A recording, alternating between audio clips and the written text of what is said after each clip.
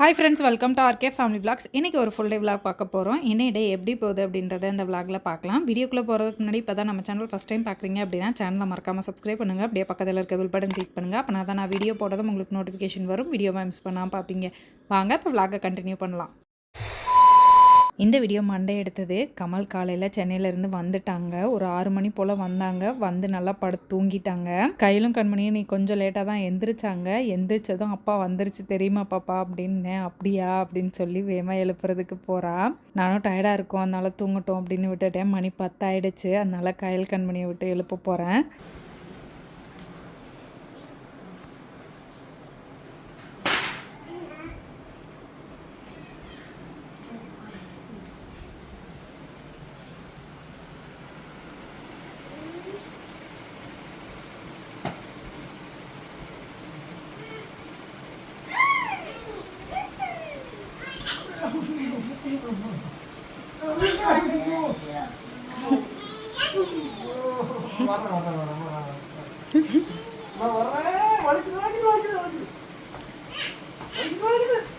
எந்திரிங்க, சாப்பாடு ரெடி, சாப்பிடணும்.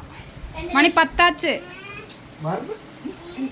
காலையில் எந்திரிச்சு ரெஃப்ரெஷ் ஆகிட்டு பிரேக்ஃபாஸ்ட்டும் சாப்பிட்டாச்சு. கமல் எதுக்காக சென்னை போயிருந்தாங்கன்னு பார்த்தீங்கன்னா ஒரு 2 நாள் செமினாரு. அதில் ஈகிள் அவார்டு கொடுத்துருக்காங்க கமலுக்கு.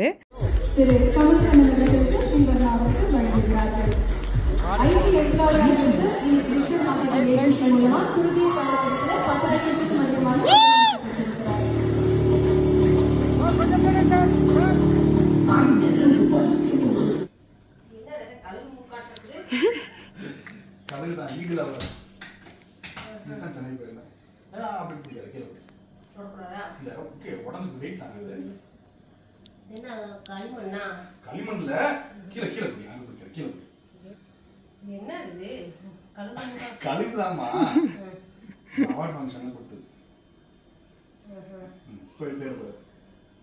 பேர் போட்டுதா கமலக்கண்ணன்.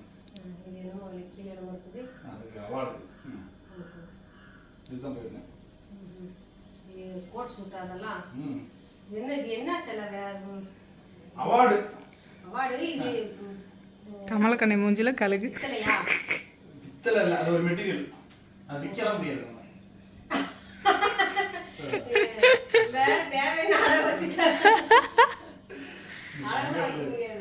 வெயிட்டா இருக்கு, அடகு வைக்க முடியாது. கழுகு அப்படிதான் இருக்கும்.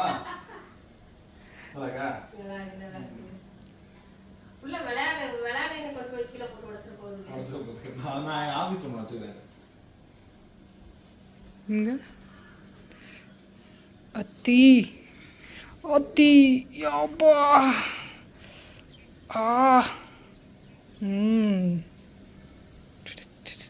பொருடா அங்க வெளியே வச்சலாம். நைஸ். பாரு இங்க வந்து பாரு, இங்க வந்து பாரு. ஏய் டீ குடிக்கறியா கையில? அந்த அத எடுத்துக்க. இங்க வா. No reaction. பாரு. எது? கழுகு மூஞ்சி தான் இருக்கு போப்பா. மூக்கு சரியில்லை. மூக்கு நல்லா இருந்திருந்தா எடுத்துக்கலாம். கழுகு மூஞ்சி பல்ல ஓ மூஞ்சி போட்டு கொடுத்திருந்தா அப்படின்னு பாய் பழந்து பார்த்துருப்பாங்க. ஏய் எல்லாரும் வாங்க. கௌசி சிந்து சூப்பர். நீ வாங்க. சோசி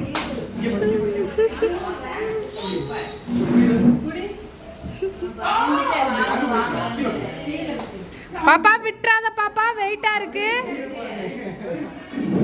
பாப்பா. கழுகு கொத்திரும், அது ஆபத்தான கழுகு.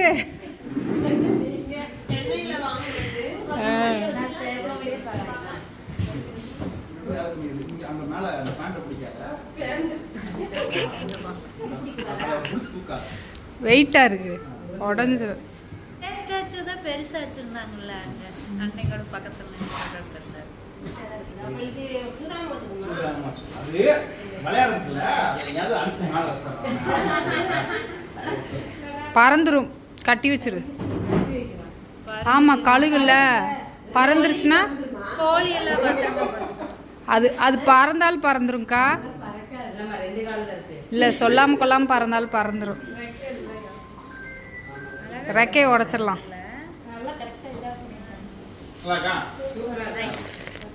கை தட்டுங்கப்பா.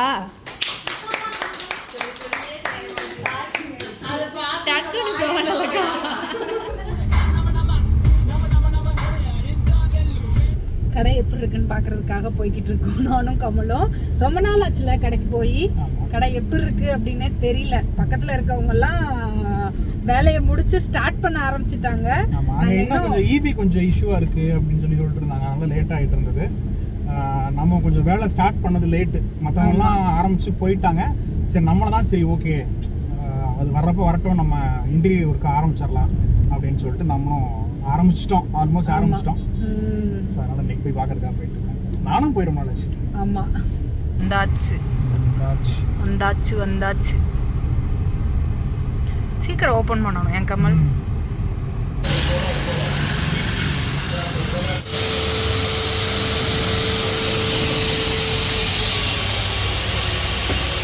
ஆக்சுவலாக பில்டிங் ஓப்பன் பண்ணிட்டோம். அதுக்கப்புறமா நம்ம ஷாப் ஓப்பனிங் வச்சுக்கலாம் அப்படின்னு தான் பிளான் வச்சுருந்தோம். நம்ம கடைக்கு பக்கத்தில் இருக்கவங்களாம் வந்து முடிச்சுட்டு கடை ஓப்பனிங் வச்சுட்டாங்க. சரி நம்மளும் லேட் பண்ணக்கூடாது, வேலையை ஸ்டார்ட் பண்ணிடலாம் அப்படின்ட்டு தான் ஸ்டார்ட் பண்ண போகிறோம். ஃபால் சீலிங் போடுறதுக்கு முன்னாடி வயரிங் இழுக்க வேண்டிய வேலையை முடிச்சுட்டாங்க. நாளைக்கு வந்து ஃபால் சீலிங்க்கான வேலையை பார்த்துருவாங்க. நம்ம கடைக்கு இன்னொரு சைடு இருக்கவங்களும் அப்படி இருக்கவங்களும் ஜூனில் ஓப்பனிங் வச்சுருக்காங்க.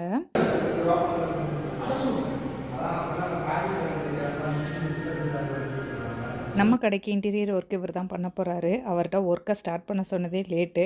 முடிஞ்ச வரைக்கும் கொஞ்சம் சீக்கிரமாக பண்ணி கொடுங்க அப்படின்னு வேற சொல்லியிருக்கோம்.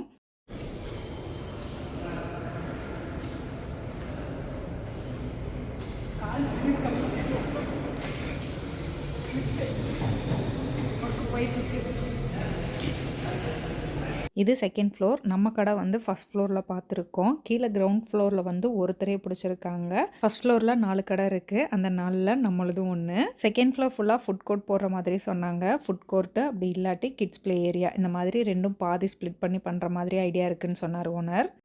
கடையை பார்த்துட்டு கிளம்பியாச்சு. எல்லாரும் பக்கத்தில் வந்து ஒருத்தவங்க ஓப்பன் பண்ணிட்டாங்க, இன்னொருத்தவங்க ஓப்பன் பண்ணுறதுக்கு ஆயத்தம் ஆயிட்டாங்க. நம்ம தான் இப்பதான் வேலையை ஸ்டார்ட் பண்ணிருக்கோம். இன்னொருத்தவங்க வேலை பரபரப்பா பார்த்துட்டு இருக்காங்க. வந்து அவங்க மால் எப்போ ஓபன் பண்ற டைம் சொல்லிட்டோம்.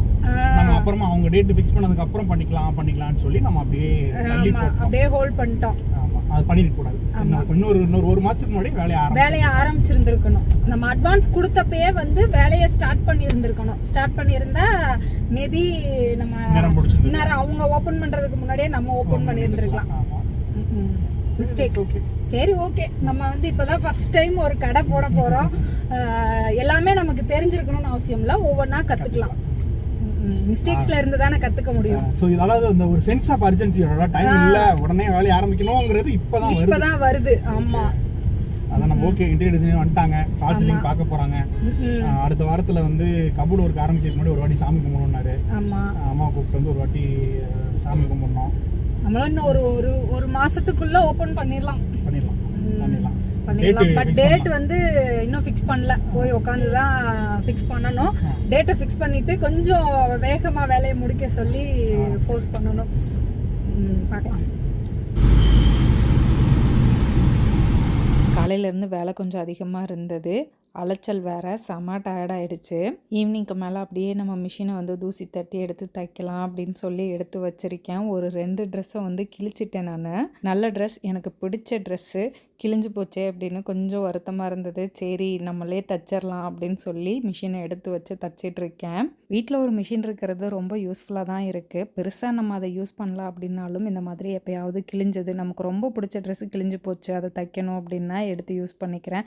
பிடிச்சு அடிக்கணும் அப்படின்னா யூஸ் பண்ணிக்கிறேன். எனக்கு ஸ்டிச்சிங் கற்றுக்கணும்னு ரொம்ப ஆசை இருக்குது. பட் ஆனால் கற்றுக்கிறதுக்கு டைம் இல்லை. இருந்தாலும் அப்பப்போ வந்து எனக்கு தோணும் போது சுடிதார் வந்து வெட்டி தச்சு பார்ப்பேன். நான் இப்போ வரைக்கும் ஒரு 3 சுடிதார் வெட்டி தச்சிருக்கேன். அடுத்து வந்து லாங் கவுன் தச்சு பார்க்கணும் அப்படின்னு ஒரு ஆசை. கண்டிப்பாக அதையும் ஒரு நாள் வந்து வெட்டி தச்சு பார்ப்பேன். எந்த ஒரு விஷயமும் எடுத்த உடனே நம்மளால் பர்ஃபெக்டாக பண்ண முடியாது. அதில் நிறைய மிஸ்டேக்ஸ் பண்ணி மிஸ்டேக்ஸில் இருந்து தான் கற்றுப்போம். இதை எதுக்காக சொல்கிறேன்னா, பர்ஃபெக்டாக தான் தைக்கணும் அப்படின்னு ரொம்ப நாளாக வந்து சுடிதார் கூட வெட்டி தைக்காமல் இருந்தேன். அப்போ தான் ரியலைஸ் பண்ணேன், அட்லீஸ்ட் ஒரு 2 ட்ரெஸ்ஸை வேஸ்ட் பண்ணால் தான் நம்ம ஓரளவுக்குனாச்சும் தச்சு பழக முடியும் அப்படின்னு. நான் எப்போ ஸ்டிச்சிங் மிஷினை காட்டினாலும் இது என்ன மாடல், ப்ரைஸ் என்ன அப்படின்னு ஒரு சிலர் கேட்குறாங்க.